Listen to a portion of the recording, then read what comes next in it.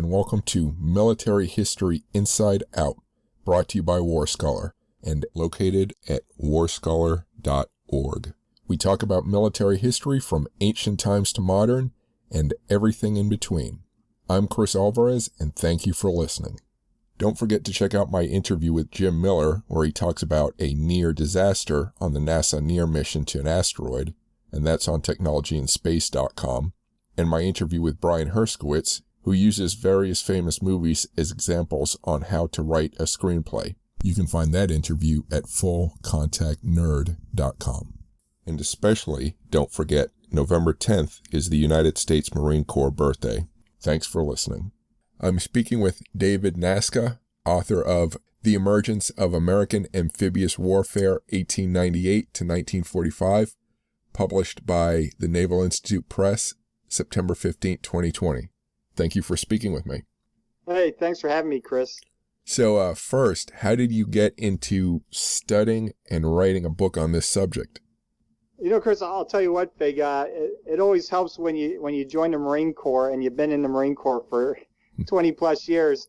Not to say that the Marine Corps brainwashed me, but it definitely shows a different perspective of amphibious warfare. So if you ask me when I got my taste, I'll say it was back in 2001 when I entered Officer Candidate School and I was first introduced to amphibious warfare. Mm-hmm. And from there, it kind of developed as I went through the ranks from second lieutenant to first lieutenant, then captain, major, and now at lieutenant colonel, where I hit the wickets of Expeditionary Warfare School, command and staff, and then I attended the non-resident Air War College. Mm-hmm. So I noticed, so in the book blurb, it talks about how the U.S. was pursuing the development of amphibious warfare in this time period, whereas others were pursuing technology. The U.S. was training in this. What was going on at that time that the U.S. decided that was a good idea?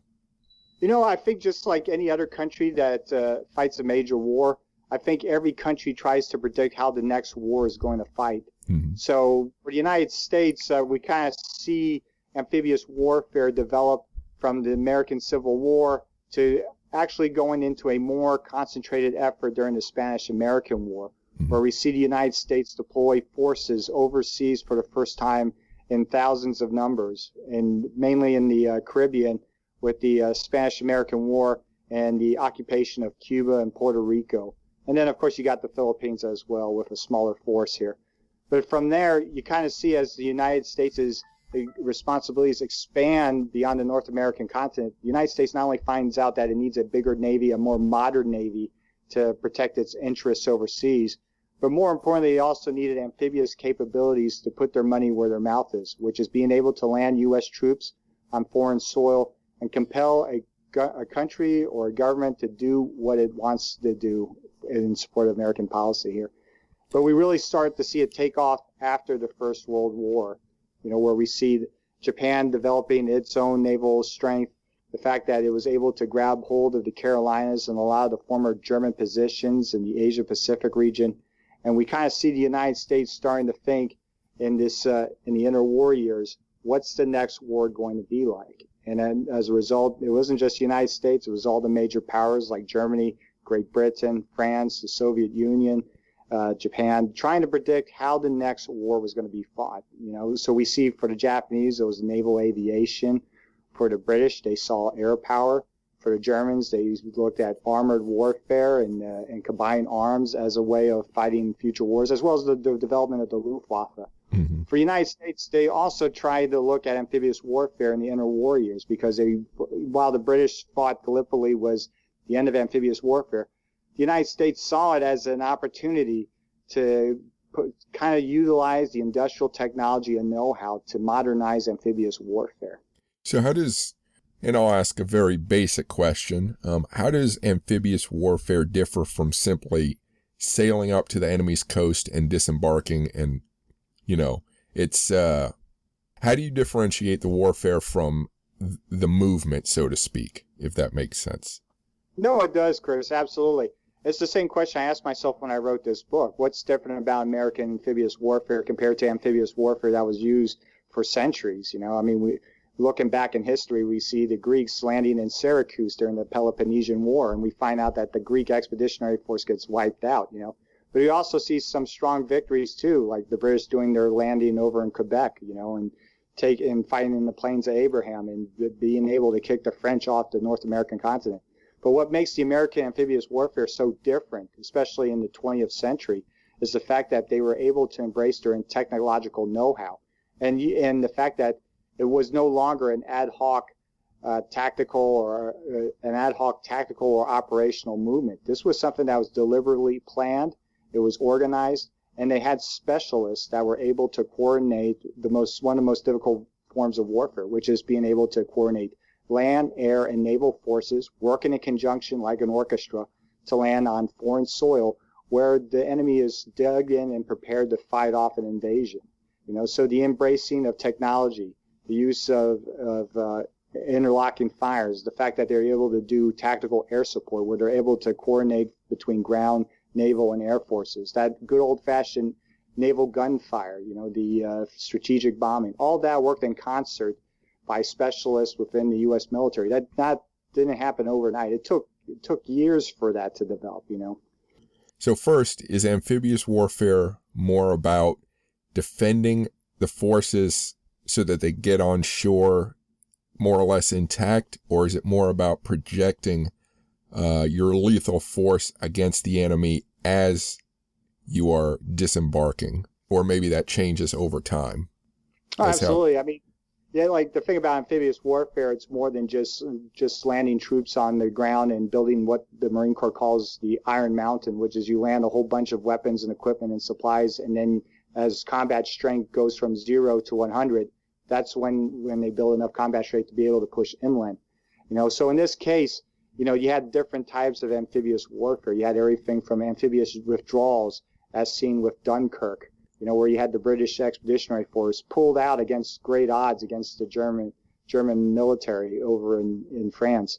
You also got the fact that you got the United States being able to launch amphibious raids in the South Pacific when it was kind of like on the ropes in the Pacific theater of operations against the Japanese, trying to make the Japanese predict where exactly U.S. forces were going to commit themselves in order to stop any U.S. advance in the South Pacific, So in this case, when we get to like 1943 and 1944, especially in 1945, you see the United States actually refine and build its amphibious capabilities to be able not only just to do minor tactical or local operations ashore, but they're landing there on a hostile beach that's been well prepared by the enemy, and they're there to stay and fight their way inland.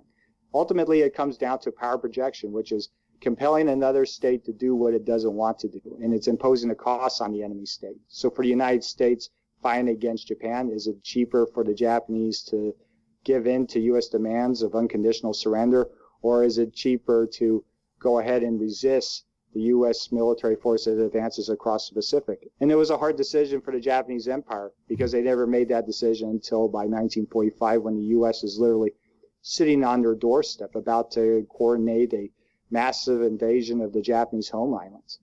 How much of a limitation is it to amphibious warfare that it can usually only be conducted on specific beaches, specific sites? It's almost like the enemy knows where an attack will come if amphibious warfare is utilized. Oh, absolutely. And that's the thing, is that sometimes it's a hit or a miss. We can use the example of the Dieppe raid, where the British land in the coast of France there, and they conduct a raid, and it ends up going south. You also got the landing in Anzio, where the U.S. forces were able to land and try to outflank the German positions on the Italian peninsula. But they were too slow to move and seize Rome. As a matter of fact, Kesselring has the opportunity to kind of contain the U.S. landing force and be able to hold them long enough to allow German forces to withdraw. And that's the thing, like landing in Normandy wasn't just simply landing U.S. troops. It was deliberately planned, where they built this giant ghost army under the command of Patton, and they were kind of sending hints that they were going to land in Calais instead of Normandy. So it was a lot of information warfare. There was a lot of demonstrations that went on both sides, both for the Germans and the Americans, and the fact that you're trying to guess where exactly they're going to land. So it's a lot of a lot of bait and switch in this case. Mm-hmm. You know, we also see it in the Saipan campaign in the Pacific Theater, where the U.S. do a demonstration on one side of the island and then land on completely on the other, and manage to neutralize and then destroy the Japanese positions there with minimal losses. However, you get to a campaign like Iwo Jima, and the Japanese know exactly where the U.S. is going to land. They know exactly what the terrain is like, and they have prepared positions zeroed in with their machine guns and their artillery and their snipers. So it was pretty much like, what type of landing is it going to be? What is the U.S. willing to pay the cost of landing in a prepared beach in Okinawa or Iwo Jima or Palau? You know, and in this case, the United States could afford to take that risk. You know, while the Japanese, being cut off, were deliberately starved or bombarded until the U.S. forces were ready and willing to land in and finish them off. I'm speaking with David Nasca, author of The Emergence of American Amphibious Warfare, 1898 to 1945. You can find more information about David on his Amazon author page. If you like this podcast, Military History Inside Out, so far, please subscribe to it and rate it if you can. If you want more military history ranging from the ancient to the modern, please visit warscholar.org or militaryhistorypodcast.com to sign up for my weekly newsletter and keep up with my latest posts. You can also find written interviews and my social media links there. You can find the links to my other podcasts at fullcontactnerd.com and technologyinspace.com. And now back to the podcast. Do you think, how difficult is it to develop the skill to defend against amphibious warfare? Because I know Japan made some mistakes at the start and then they fixed them and were more effective. Is it if you know what you're doing, is it sort of much easier to defend against an amphibious attack, or what does that take? I can say for the Second World War, I think it was a lot of learning that went on both sides. I mean, for the United States, even though they spent the interwar years experimenting and writing about amphibious warfare, when it came to putting their money where their mouth is, they learned some hard lessons. And some examples include Tarawa. You know, Tarawa is the first opposed amphibious landing. I mean, people talk about Guadalcanal, but when the U.S. forces landed there, they didn't run into any Japanese resistance there. But in the case of Tarawa, they were landing in a well-prepared island where the Japanese Marines there knew where they were coming. They knew that they were going to come in with everything they got. And they also made, I guess the garrison commander there made a local claim that it'd take 1 million men and hundreds of years for the U.S. to take it, but the Marines took it around 3 or 4 days there to secure the island, but at great cost. Mm-hmm. But because this was the first supposed amphibious landing that the U.S. was really going to fight, they brought in Marine cameramen and cinematographers because it wasn't because they wanted the entertainment value and to raise the morale of the U.S. population back home. They wanted to see what exactly an amphibious landing looked like. You know, and not only did they learn from the film that they obtained from landing on Tarawa and fighting that campaign that almost completely failed, especially when you had the landing craft getting stuck on the coral reefs hundreds of yards away from the beach. And it wasn't until you got the Amtraks, the amphibious tractors, that they still had a limited supply on that was able to save the day and be able to overwhelm the Japanese defenders. But most importantly, the camera work that was done by the Marine combat photographers and the cinematographers captured a lot of lessons learned on how an opposed amphibious landing looks like at the tactical level, and more importantly, what were some of the mistakes that happened there, and being able to do what you call an after-action report, is not focusing on what you got right, but what you got wrong. And it's that type of experience that was necessary to build up in order to be able to perform outstanding under increasing pressure in future campaigns, such as Palau, the Philippines, the Ryukyu Islands, and then, of course, Normandy, Italy, and North Africa in the European theater. Mm-hmm. You know, so it was something that had to be learned, and it had to be constantly reinforced. You know, but it took time, it took effort, and it took refining the technologies and their tactics.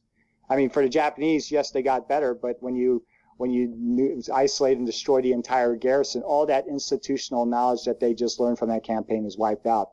While for the U.S., after the campaign's over, they're able to take the survivors of these campaigns incorporate them into the education and training cycle of the U.S. military to learn what went right, what went wrong, and make adjustments accordingly so they can do better next time.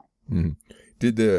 Do you know if the Japanese engaged in any amphibious warfare when they were taking, territory in the Far East at the start of the war? Oh, absolutely. I mean, the fact that they were able to land in the Philippines in the opening salvos of World War II speaks volumes, because the U.S. wasn't expecting the Japanese to quickly overwhelm a large U.S. and Filipino garrison in the island Luzon. They thought this was going to be a very deliberate movement from the Japanese, and instead you have this lightning campaign where the Japanese land troops in the Philippines. They land troops in Malaysia, where they're able to seize Singapore from the land instead of from the sea like the British were expecting. And then, of course, you got the Japanese landings that took place in Indonesia and New Guinea, and the fact that there was this huge uproar both in the U.S. and Australia that if the Japanese were able to land troops against colonial forces in these parts of the world, it was only a matter of time before they reached the Australian coastline or the western United States. It was more than just being able to seize natural resources. It was a real psychological shock to both the United States and the Allies, because they underestimated the Japanese amphibious capabilities.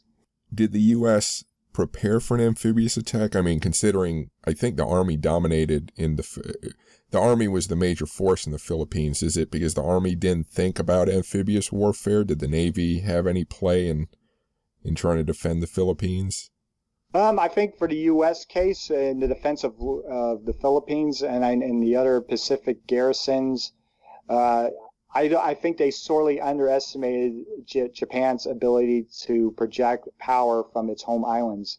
But the irony is that you got the U.S. Marines, the 4th Marines, the China Marines, that were watching the Japanese conduct amphibious operations off the eastern coast of China during the interwar years, especially when the Second Sino-Japanese War kicks off with the Japanese seizing key coastal cities along China's coast. You got First Lieutenant Victor Krulak, who becomes a future 3-star general. As a first lieutenant, he takes his own initiative to take photographs of Japanese landing craft as they're moving into Shanghai when the Chiang Kai-shek's nationalists are trying to defend the city against the Japanese invasion. And then you also got the fact that you had the U.S. Marines also carefully observing what other countries were doing in the development of their amphibious capabilities. Mm-hmm. In the case of the Philippines, you got General MacArthur, who's clamoring for more U.S. support, more men and resources to defend the island. But at that time, they're still going through the Great Depression. They still have this isolationist mentality. Mm-hmm. And even though the argument could be made that they did the peacetime draft and the mobilization, they didn't know exactly when the war was going to kick off. I mean, until the Japanese attacked on December 7th, 1941, the fact that the U.S. population was kind of annoyed with the fact that we are mobilizing our troops and nothing's happening. No one was expecting the war to come like it did against Hawaii. They were expecting somewhere in the Philippines a more deliberate movement. Mm-hmm. So looking at D-Day, were the European allies, were they as effective in their amphibious assaults as the U.S.? Was there any training between the various nations in that regard? How has that worked out? Do you know? I know for a fact, though, that the British were against launching any type of amphibious landing straight into the teeth of Nazi Germany's Europe. As a matter of fact, I mean, the U.S. wanted to go ahead and launch directly on the beaches of France, but the British were scarred, not just from the Dieppe raid, but they also still had this lingering psychological trauma of Gallipoli, where they suffered horrendous losses. And the last thing the British, especially now the Lord of Admiralty, Winston Churchill, is now the Prime Minister of the United Kingdom and the British Empire, has these huge nightmares of being able to land the U.S., British, and Allied forces on the beaches of Europe and them having to be trapped by the powerful German military. So in this case, the argument could be made that Prime Minister Winston Churchill kind of guided the Americans along to first land in North Africa in order to test its feet and test its weapons and gain the experience it needed to fight the Weimar. And then later on, talk about the soft underbelly of Europe by having them knock out the Italians, which turned out to be not as successful as Winston Churchill hoped. And then, of course, later on, after Italy, they were thinking about, instead of landing in France, how about Greece? Let's try the Balkans. And the Americans were not the least bit interested, because by that time, they felt that they had enough experience and know-how to be able to launch an amphibious invasion. And at the beginning, of course, the British had the more powerful military force. But as 1942, 1943, and 1944 come around, whether or not the British were all about helping the U.S. with the amphibious invasion didn't matter, because by that time the United States was fully mobilized. They had the preponderance of troops, weapons, equipment, supplies, and resources. And they felt, with or without the Allies, so though it would be nice to have them, they felt that they can go at it alone. But at this point, that's where you get into this argument that war is an extension of politics through other means. And political arguments could be made that the British didn't want to be left out of the alliance, because you had the Soviets coming in from the east. You had the United States coming in from the west with preparation for one of the largest amphibious invasions in history. And the British didn't want to be left out of the political fallout that was about to happen in Europe once the war was concluded. Has the U.S. approached amphibious warfare in this period, and maybe, either before or after as well, has it always been that an amphibious attack the goal will be for a permanent or a beachhead that you will operate out of and into the enemy territory? Or how about just amphibious raids? Is there much as far as that, as far as we're going to hit quickly, do some damage, and then pull out? I think in the beginning of the Second World War, because of our limited naval capabilities, we're still trying to mobilize as a nation. We were really fascinated with conducting amphibious raids for two reasons. One is because we didn't have the military power projection yet. And two, we wanted to offset and distract the Japanese from conducting any type of concerted attack against either the Western Pacific or the South Pacific.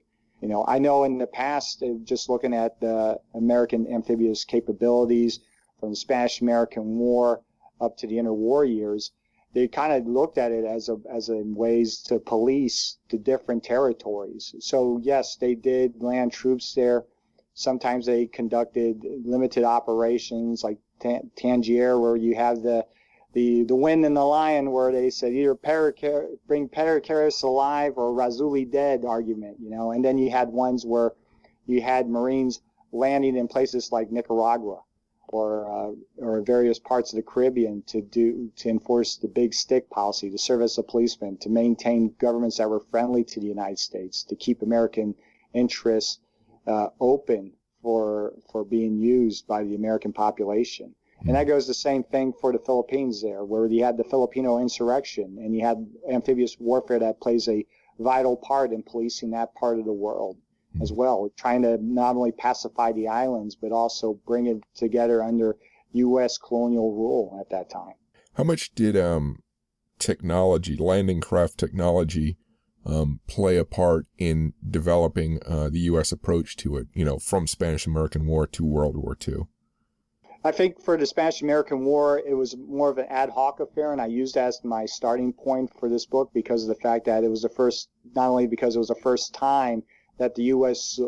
Deployed thousands of troops to distant locations in the world, but also it was a very powerful lesson to the United States that they needed to get their act together, and that they needed to figure out not only making sure that they had a modern Navy, which they did by that time, but the fact that they also needed a military force that they were able to easily project onto the beaches of foreign countries in order to protect their interests.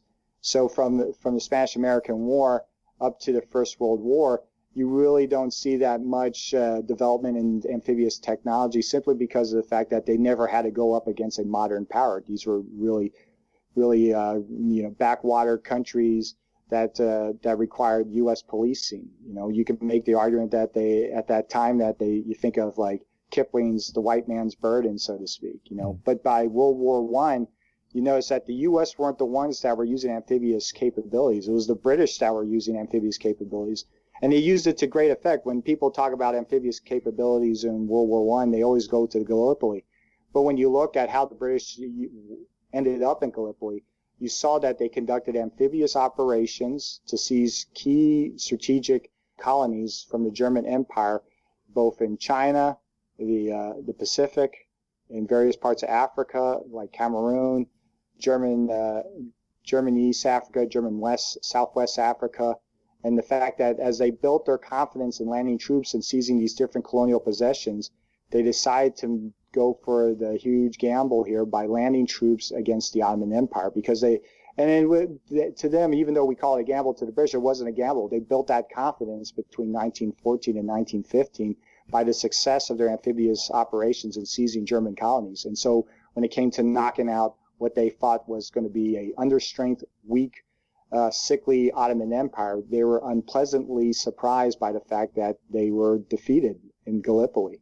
And that's what kind of was the buzzkill for the British, is that not only was it was a total military disaster, but it was a political fiasco for Churchill, who ends up like not only leaving the British government, but going to fight in the Western Front afterwards to try to get some legitimacy for himself and to prove that he's a patriotic representative of the British Empire. And so for the Americans, they're more optimistic in the sense that they saw technology as the key to overcoming the difficulties that the British faced in fighting using amphibious warfare against not just the Ottoman Empire, but against modern powers like Germany and Japan. Mm-hmm. So by the interwar years, not only do you have the Marine Corps taking a look at the after-action reports from the British Expeditionary Force in Gallipoli, but the fact that they also took a look at British operations against these German colonies in Africa and the Asia-Pacific region.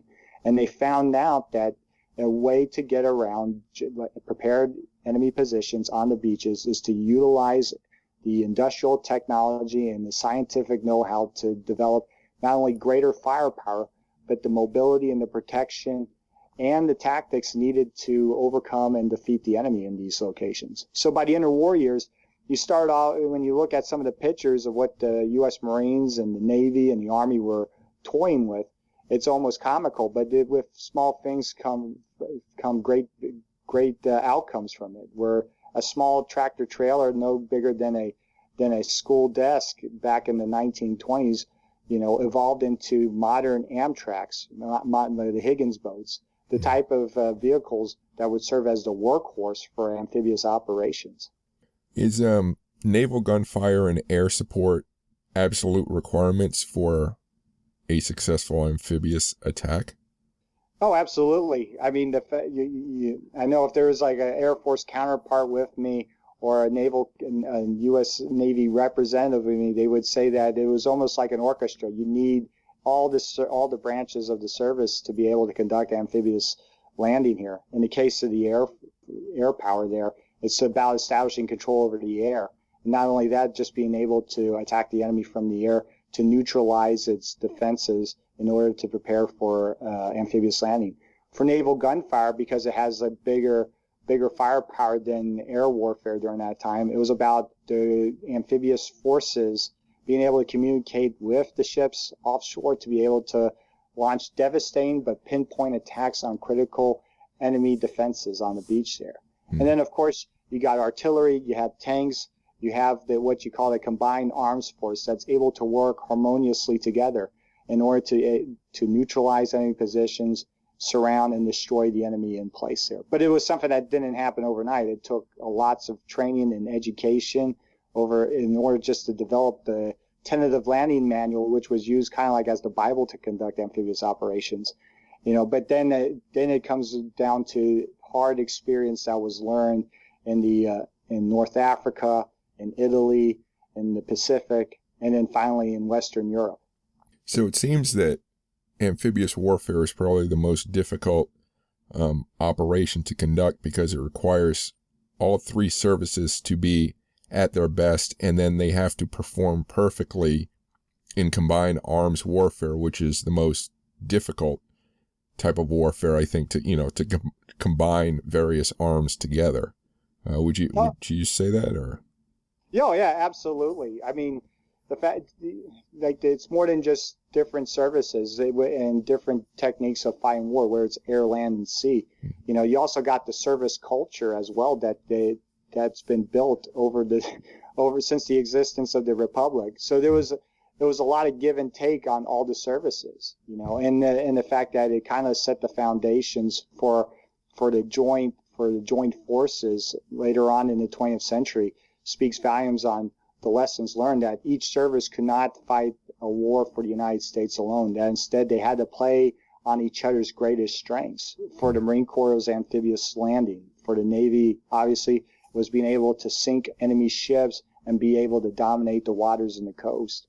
For the Army Air Corps, which later became the Air Force, it was domination of the air. And then for the Army, it was domination of land itself there. So each of the services played well together when it came to putting your money where your mouth is, which was being able to engage and defeat the enemy in place, whether it was in North Africa or Europe or the Asia-Pacific region. I'm speaking with David Nasca, author of The Emergence of American Amphibious Warfare, 1898 to 1945. You can find more information about David on his Amazon author page. If you like this podcast, Military History Inside Out, so far, please subscribe to it and rate it if you can. If you want more military history ranging from the ancient to the modern, please visit warscholar.org or militaryhistorypodcast.com to sign up for my weekly newsletter and keep up with my latest posts. You can also find written interviews and my social media links there. You can find the links to my other podcasts at fullcontactnerd.com and technologyinspace.com. And now back to the podcast. Has amphibious warfare always been a prime task for the Marine Corps, or is that something that developed over time and maybe during this period that you look at? Oh, yeah, absolutely. I mean, you can pretty much, when you look at the United States Marine Corps, they were originally just policemen to keep sailors in line aboard ships and to serve as a means of security for the captain of the ship or the admiral, or even just to do some landings on the beaches in order to protect the naval officers when they negotiated with natives or they went ashore to go explore. But as the 20th century approached, before the Spanish-American War, we see the Industrial Revolution come to pass. We see the development of new weapons and technology. But more importantly, we see the professionalization of the Navy as well there. And as a result, they kind of ask yourselves, what's the purpose of having the Marine Corps? Because we don't need naval policemen to keep our sailors in line, because now they're professionalized now. They're full-time careerists. You know, so you get into this argument within the inner workings of the Marine Corps is, what should the role of the Marine Corps be now, since we're no longer serving as military policemen? And as a matter of fact, you know, it was an internal struggle where you got people like Major General Smedley Butler, who are looking at the Marine Corps as colonial soldiers, finding what was known as the Banana Wars, or pacifying the Philippines, or putting down different revolts like the Boxer Rebellion, you know, over in China. You know, and then we got on the other side of the Marine Corps, we got someone by the name of Major General Lejeune, who's able to identify and embrace amphibious warfare. And he was able to get that from influential theorists, you know, where you had Lieutenant Colonel Pete Ellis, who did a series of papers and research on predicting how the United States was going to fight Japan. And it wasn't just the rainbow plans. It was like deliberately, how are we going to use ground forces in conjunction with naval forces to compel the Japanese to stop their policy of aggression and expansion in the Asia-Pacific region? But it was all these different cats and dogs, these crackpots and people who were kind of like in the outliers, which I thought is fascinating, that all built up on each other over the years and were able to help set the foundations when World War II began, the first amphibious capabilities of the United States, modernized capabilities. How did the Marine Corps training change as they took on this role of doing amphibious warfare? I think for the United States Marine Corps, they really became fascinated with it under Major General Lejeune, where he devoted a lot of the Marine Corps' resources and manpower into studying and developing amphibious capabilities. It was almost like the German Wehrmacht, where they were experimenting with armored warfare and combined arms and the use of routier or infiltration tactics with modern weapons. For the Marine Corps, being the smallest organization, having the least amount of resources, it was a very humbling time because it was during the 1920s and later in the 30s where they were trying to compete with the other services. And not to mention the fact that most of the services were also demobilizing as a result of the aftermath for the First World War. So for the Marine Corps, it was a lot of studying action reports from the British. It was also taking a look at the German success in amphibious operations. A lot of people forget that the Germans launched one very successful amphibious campaign in the seizure of the Baltic Islands off of Russia. And some people would argue that it allowed the Germans to knock the Russians out of the war by seizing these critical islands in the Baltic, by isolating St. Petersburg and cutting off the Russian coast from the Baltic. You know, but it was more than just studying by the United States Marine Corps. It was a lot of sand table exercises. It was a lot of development of modest technologies that they didn't have a lot of money to spend on. So they tried all sorts of different type of tractors. They tried all sorts of different type of weapons. They also practiced trying to land on an opposed beach. And it wasn't very uncommon for the Marine Corps to conduct amphibious exercises in the Caribbean during that time, where they use parts of Puerto Rico to practice landing on the beach against a phantom opposing force and trying to learn how to build the Iron Mountain. Things that people take for granted is, when I say build the Iron Mountain, being able to not only land the troops there and make sure that they land as safe as possible, but also give them the equipment, the supplies, and the logistics they need to be able to push off the beach and be able to overwhelm and destroy the enemy. Now, what about the technology or skills as far as checking what the terrain is beneath the waterline, you know, making sure there aren't obstacles? You know, what was the development of that? I think that was definitely something that comes around with the Second World War. And the reason why I say that is because, again, looking at Tarawa, they were not expecting the landing craft to be stuck on the coral reefs hundreds of yards off the enemy coast there, off the island there. So as a result, they were using scuba divers, they were using swimmers to kind of take samples from the beach to see what type of consistency the beach was as far as could the sand hold not just people landing on the beach and walking across the beach, but could it support tractor trailers, motorized vehicles? Would it be able to sustain like a huge population on the shoreline for prolonged periods of time? There was also a study on the tides as well. If I land the landing force on the beach, will it get washed off the beach from the water that comes in from the sea? It was a very painful process in the opening salvos of World War II for the Americans, because even though they talk about it theoretically, when fantasy meets reality there, that's where you definitely find out that everything that was theoretical kind of goes out the door, and then you just learn through hard practical experience. Mm-hmm. So let me ask you about the resources you used for your research. Where'd you go to write this book? Oh yeah, absolutely. I mean, the great part about the National Capital Region, you got all these archives around in the area there, down in D.C. But the one I focused on the most was the Gray Research Center in Quantico, where there's this ton of primary source material, where I was able to look at First Lieutenant Victor Krulak's after-action report from the Japanese landing in Shanghai. I was able to read about a German officer who was a student at one of the Marine Corps schools talk about the Baltic Sea campaign and his experiences in it. You know, and the fact that they had guest speakers that used to go over to the Marine Corps base Quantico to give lectures on amphibious warfare, especially British officers that were involved in the Gallipoli campaign. It was very fascinating. And the thing is that this wasn't all like in PowerPoint or overheads. It was pretty much deliberately thought out notes that they used as their outline to present to the students. So even though we don't have like the actual recordings of what was taught at these schools, a look at the notes showed that they put a lot of dedication and skill and careful thought into what they were trying to teach, not just the enlisted Marines in the Marine Corps, but also the officer corps in the Marine Corps. Mm-hmm. Are there any other big archives that were helpful in studying this subject? Oh, absolutely. I was able to take a look at some of the Japanese archives over in Tokyo, where the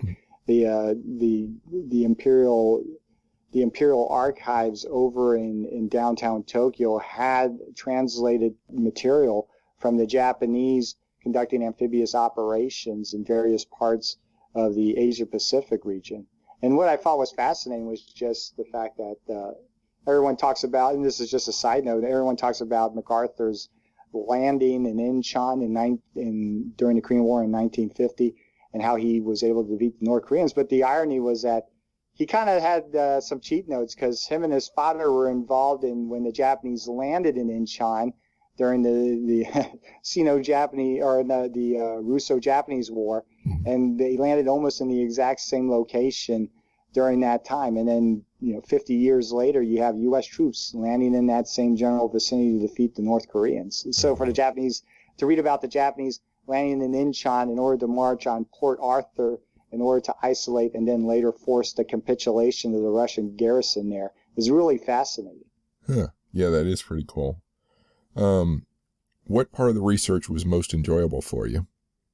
I mean, for me, it was definitely the Great Research Center, because of the fact that being a Marine myself and reading about everyone from a second lieutenant up to the general officer level, seeing and having the experience to understand what exactly they were planning the amphibious operations and exercises during their time. And it's amazing that like 60 years later, where you're able to still connect with the past and be able to understand their thought process for like examples of 4th Marines observing Japanese landings along the eastern seaboard of China, and then being able to provide these reports to Headquarters Marine Corps. I mean, the fact that the Americans didn't appreciate the Japanese amphibious capabilities is arguable, because the Marines definitely appreciated what the Japanese were capable of doing, just by virtue of not only being able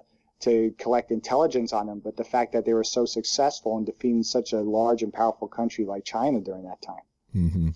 Yeah, then what I even thought was fascinating was just the various characters. When I read about the Marines landing in Tien Sen during the Boxer Rebellion, and reading how many adjutants were killed or wounded trying to save Lieutenant Smedley Butler there. It was just like, it was pretty fascinating to read that sort of thing. If I was the commanding officer, I would have probably pulled First Lieutenant Smedley Butler aside and said, hey, stop getting other people killed with your reckless heroism, But it was good. He was just a motivated lieutenant, is what I would expect. So it was fascinating. The great thing about human nature, unlike the conduct of war, is that human nature never changes, because you can have that argument about the nature of warfare versus the conduct of warfare. And conduct of warfare is always changing based on the technologies and our skills and our technological know-how, and how we try to compel another enemy state to comply with our will, going into Clausewitz, imposing our will on the other. Mm-hmm. While for human nature, the reasons and the motivations of why we go to war as human beings has remained timeless. The experience, firsthand accounts experiences that these Marines, especially when you read about with the old breed, mm-hmm. Helmet for my pillow, you can easily transcribe their experiences into today's recent wars in Iraq and Afghanistan, where you have that grittiness, but you at the same time you had these real psychological and social bondings that took among the small unit leadership there. Mm-hmm. What did you find that was most surprising? I think what I found most surprising, Chris, was the fact that the British were one of the first to use amphibious warfare in a strategic context. And I say that because of the fact that the British were not only able to use that during the French and Indian War, but they were, most surprisingly, was during the First World War, where they used ad hoc amphibious capabilities to seize Germany's overseas colonies. I mean, the French got a little bit, and various countries like Italy got a little bit of territory, but the British ended up becoming the major dominating power after the First World War at great cost. But they were able to do that not just from beating the Central Powers in Europe, but the fact they seized the most territory and resources overseas as well, kind of blocking out the other European powers at that time. And I think because of that, when you have the United States enter the Second World War, they used the British approach of amphibious warfare as their model to fight against the Axis powers. For the British, they used it great for knocking out Italian East Africa or seizing French Madagascar when it fell under the Vichy French, or even landing in pro-Axis states like Iraq, and being able to occupy parts of Syria from the Vichy French. And I think the Americans learned greatly from that, from being able to use the amphibious capabilities that they were developing and being able to use it in a strategic sense. And in this case, they were able to dominate most of Western and Central Europe, and they were able to dominate not just the Pacific, but have carte blanche over the Japanese islands after the defeat of Japan, therefore setting the bulk worth of U.S. the strategic posture in defending the homeland during the Cold War and arguably even in the 21st century. Mm-hmm. It seems, I'm just thinking about, to conduct amphibious warfare, you have to start with a pretty good-sized Navy. And how should I put this? I guess, so apart from the complexity of amphibious warfare and the amount of training it needs, you also have to have a pretty good-sized force to conduct it, which means that very few nations can ever really develop good amphibious warfare capabilities. Mm-hmm. I don't know. That's just a comment. Oh, no, I know exactly what you're talking about, Chris. I mean, the good part is that by the time the United States develops amphibious capabilities, it already had a powerful Navy. Mm-hmm. I mean, we see that when Theodore Roosevelt deploys the Great White Fleet, and the Great White Fleet was a result of the fact that the U.S. Navy was hesitant to go to war with Chile when some U.S. sailors get roughed up in that country. That's how bad the Navy was in the mid to late 19th century. I mean, after the American Civil War, they still had wooden ships, and it was because of having doubts of being able to defeat Chile with its own Navy that the United States kind of took a long, hard look at itself and be able to focus the attention and resources it deserved to develop one of the greatest navies in the world, starting with the Great White Fleet. Mm-hmm. I think the Great White Fleet was more than just the United States thumping its chest, but it was also a strategic message to the fact that you had a new player in the international arena, mm-hmm. and they had the means and they had the technology to deploy a large, powerful fleet. And they did that. When you follow the Great White Fleet's route, they touched in all the major regions of the world that had great power competition: Europe, parts of Asia, and especially stopping in Japan. Mm-hmm. And then just making the long trip back to the United States. It was not only that, but it also showed that the United States had this amazing power projection capability to sail around the world. And if any powerful navy like the Great White Fleet could sail around the world, that means that they could potentially land military forces in anywhere they choose if it's within the U.S. interests. Mm-hmm. I guess sort of the train of thought I'm going with that question or point is that, buying and maintaining the technology for amphibious warfare, the landing ships, and also training the people to do it is sort of a cost that for something that you might never have to use. So when you're resourcing your Navy, it's like, do we sink money into this capability or do we build more ships to fight with? And to invest in amphibious warfare is a pretty big investment, which I think a lot of countries can't do or won't do because they might not see the need for it in the future. Oh, absolutely. I mean, the thing about the United States and every other country, besides trying to predict the next war, is how can I fight the next war on the cheap? By expending the least amount of resources and asking for sacrifices from the population.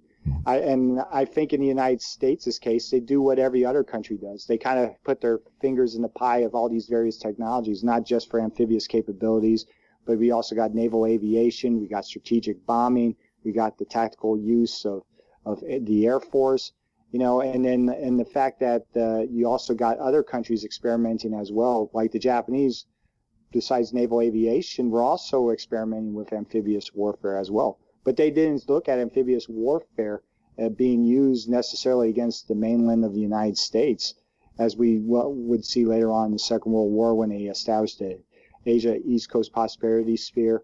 We see the fact that a lot of experimentation goes on between the major conflicts, and then when the major conflicts do occur, resources and thought process and policies change accordingly. And I think for the United States, as the strategic situation became more serious, they came to realize that amphibious warfare was essential for the safety and security of the United States and be able to impose unconditional surrender on the Axis powers.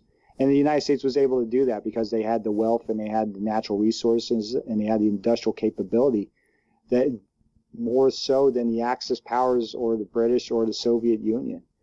So in this case, the reason why I cut it off at 1945 is that now the United States is entering a new era. The fact that they use atomic weapons that gives a false impression that, hey, we don't need to have amphibious capabilities anymore. We can just use the atomic bomb. But they didn't realize the repercussions of using atomic weapons against Japan. And they find that out the hard way when the Soviet Union and other countries begin to develop their own nuclear capabilities. And they've learned also the human and the environmental price that's paid with using nuclear weapons. So when you fast forward to now the 21st century, you have special operators, you have drones, you have space capabilities, you have information operations, you have cyber warfare, you have all these different options of being able to project power. The fact that you can potentially use cyber capabilities to shut down a country's computer infrastructure or sabotage their financial systems, that's imposing a cost. That's compelling the enemy to do something you don't want, compelling an enemy country to compel them to do something you want them to do. So if a country were to use cyber capabilities against the United States, and the cost of them stopping from using those cyber capabilities is to allow country A to do this or that or the other without U.S. interference, the U.S. would have to ask themselves, is the price of complying with that enemy country worth the price of getting our information systems back online? And I think in the case of World War II, the United States imposed a cost, which was unconditional surrender, and the U.S. was only able to do that when they were literally at the doorstep of countries like Japan when they occupied the Ryukyus, or in this case, landing in the in Western Europe and moving into the heart of Germany. Was there a particular question, as you were doing your research, any particular question that was really difficult to come to a conclusion on? I could tell you, like for me, it was where does the validity of amphibious warfare end? That was the main question that I struggled with. An argument could be made to go beyond 1945 into the Cold War or even into the 21st century, where you got Brigadier General Mattis during the opening salvos of the global war on terrorism, launching one of the longest amphibious landings in U.S. history, which was landing a reinforced infantry battalion from the Indian Ocean all the way into the middle of Afghanistan. And it was, but for me, it was the reason why I picked 1945 is again just the introduction of nuclear bombs at that point, the use of atomic weapons of Hiroshima and Nagasaki, and the fact that it kind of changes the mentality of the political and military leadership, where they figured that amphibious warfare is over with. We no longer need it. We have strategic bombers now. You got guys like Curtis LeMay who are dominating the whole Air Force scene there. And the irony is that when they had these weapons and the Korean War kicks off, they found out that they can't even use it because by then they're more familiar with the repercussions are, and the fact that they can start potentially another global war, but this time a catastrophic war.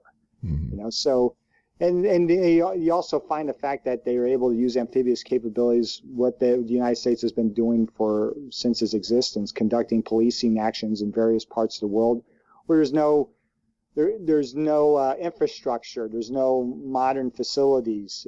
Pretty much being able to operate aboard a warship or flotilla of warships and be able to conduct amphibious landings to provide humanitarian assistance, or be able to conduct NEO, which is non-combatant evacuation operations, or just to conduct a demonstration still has powerful repercussions. So, Chris, for me, it was very hard to cut the line at 1945. I can tell you that much, because the amphibious warfare and its use in different parts of U.S. history was still valid during that time as it was during the beginning of the early 20th century.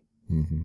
Did you come across any events that had an emotional impact on you? I think for me, the event that had the emotional impact was definitely Brigadier General Mattis launching the amphibious operation from the Indian Ocean into Afghanistan. Having served in Afghanistan myself with combined transition security command Afghanistan CSTICA, having been able to walk through some of the same battlegrounds that the Marines walked through was very, very moving. I can tell you that much. I mean, for me, my experiences were more in Iraq and Fallujah and Ramadi when I was with 3rd Battalion, 8th Marines. But I could tell you that when I read about the experiences of other Marines, soldiers, sailor, and airmen from their experiences in combat, it definitely strikes a powerful chord, having served in 3 combat tours. Mm-hmm.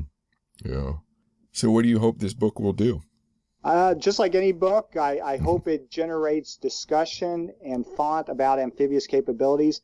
I know it's probably sometimes not the most popular thing to say, especially when we're in the Google generation and, the people downloading apps, but I think sometimes the old ways still work best.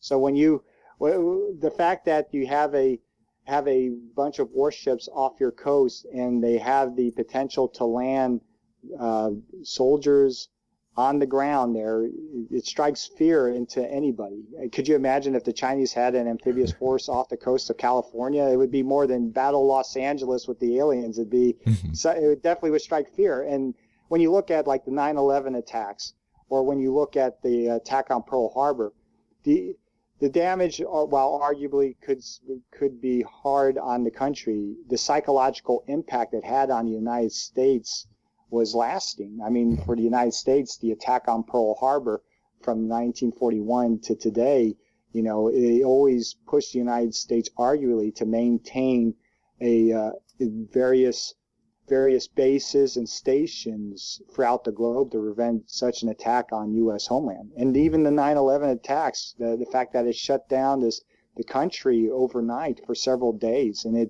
the psychological costs of our country regaining its confidence to be able to curb back on its military operations in various parts of the world is very powerful. So the fact that for this book here, I think it should generate continued discussions on the validity of amphibious warfare and what a powerful capability it could still have in shaping international relations, especially the United States and its relationship with the rest of the world. Mm-hmm. Did you have any difficulties getting the book finished or published? Chris, not at all. It was a labor of love. I didn't feel like I was grinding it out. I know, when you talk to some authors and you definitely watch some interviews, like Stephen King kind of sits in front of the desk and makes himself type like 5 to 10 pages a day. For me, I felt like it was an enjoyable experience because it was something I was having an internal monologue with myself of being able not only to talk about the history of amphibious warfare from the American perspective, but also be able to kind of conduct those mind experiments where I'm figuring out, why did the United States do this and not that? Why did the United States Marine Corps adopt this type of technology to conduct amphibious warfare and this service didn't? I thought it was very fascinating. It was a very enjoyable experience. And so when I submitted it to the Naval Institute Press, they didn't kick it back, and maybe this might make me feel spoiled. They didn't kick it back and tell me to write it like 5 million times. They were satisfied with the work, but I wasn't surprised because it was something I enjoyed doing. It was definitely a labor of love, Chris. I can tell you that. Good. So what's your current writing project? Do you have one? Oh, absolutely, Chris. I just finished a manuscript on the presidential use of the all-volunteer force, and the dates I'm exploring is from 1950 to 2017. And it deals with the presidential decision-making on the use of military force. And I think it's very fascinating because in today's day and age, especially with the global war on terrorism winding down, there's this argument among some people that there's no curb on the use of military force because of the fact that we did away with the draft and we have the all-volunteer force, and the fact that there's the argument where the U.S. population no longer cares or has a say on how U.S. military power is used in different parts of the world. And what this book does is make the counter argument that even though that the all-volunteer force has resulted at the end of the draft, the look at the Gallup polls and various conflicts between 1950 and 2017 shows that the U.S. population still cares where they send their men and women, especially their sons and daughters, overseas in different parts of the world fighting various conflicts. And it's very fascinating. It goes against the popular belief that the United States of America's political leadership has carte blanche to use the military however they want to. And that's far from the case when you examine the various conflicts from the late 20th century into the 21st century. Mm-hmm. Okay. So where can people find you on the web? Do you have a social media or website? Oh, absolutely. I got my author's homepage over on Amazon there. Mm-hmm.